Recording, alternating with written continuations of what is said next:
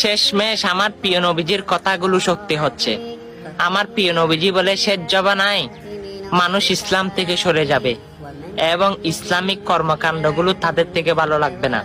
হ্যাঁ, বর্তমান যুগে সেটাই হচ্ছে।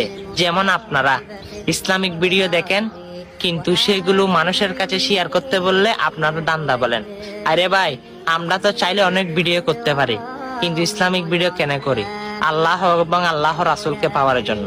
হ্যাঁ, হয়তো আপনি সেটাকে দান্দা বলতে পারেন। অবশ্যই আজকে আপনি যদি জান্নাত পেতে চান, সেই জান্নাতের দোয়াটি সকল মুসলমানের কাছে ছড়িয়ে যান। অবশ্যই বিনা হিসাবে জান্নাত কে না পেতে চাই, আপনিও পাবেন। আল্লাহুম্মা ইন্নী আসআলুকা জান্নাতা বিগয়রি হিসাব।